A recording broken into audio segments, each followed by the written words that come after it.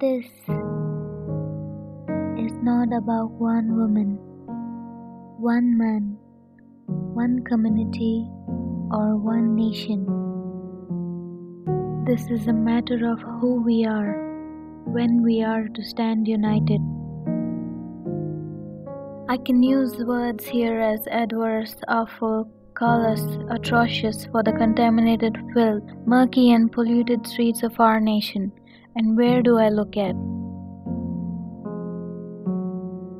Detrimental effects of our actions don't seem to have any remorse in our hearts anymore.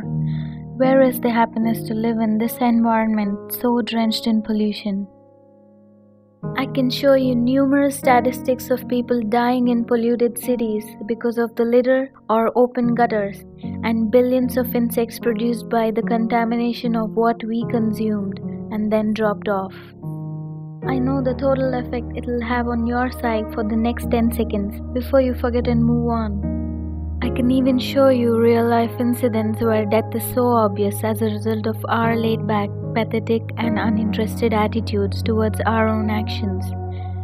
And I know how many will react, and for how long. Just look at this picture here.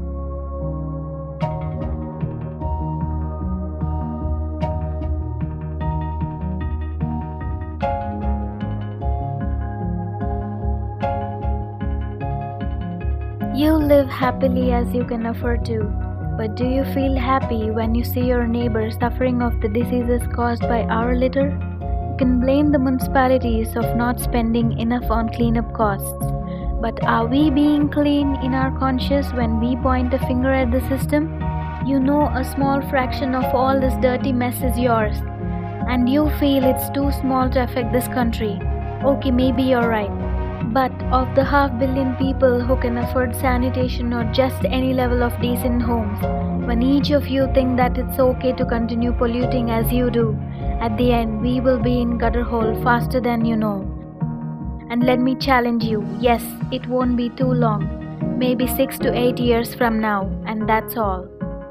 It is the cancer of our society, playing ignorant when we ought to act for our own people.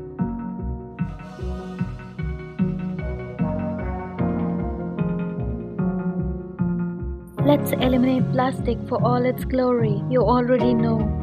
Let's build a proper sanitation facility for the poor who can't afford and regulate it to drainage systems to pump away and reduce foul smells.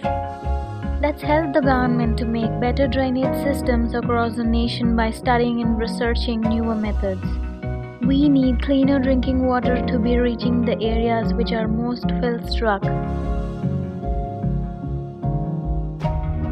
It won't take more, just 15 minutes a day, and I can show you the entire nation rebuild itself as part of the golden nation we once were. How far can I go alone with my little earnings, trying to support this city or our great nation as an individual with no supporting hands?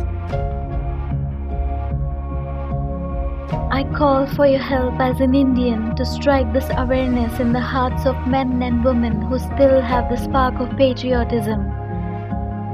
Let's compete with the nations that call themselves great, pointing to where we stand as something negligible. Let us be the window from which the world will see us as a nation. Hold the hand next to you in the battle of raising our nation's standards to that of the golden bird we were once known as. I ask each of you to build solid working associations of your own, starting to clean your area and the areas that are suffering of the blasphemy towards cleanliness. I vow to myself to live the life of an environmentalist, supporting the idea of cleanliness and making each yard of this nation as green with nature as possible.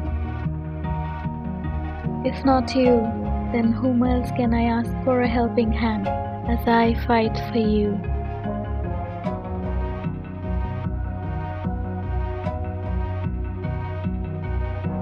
Be selfless.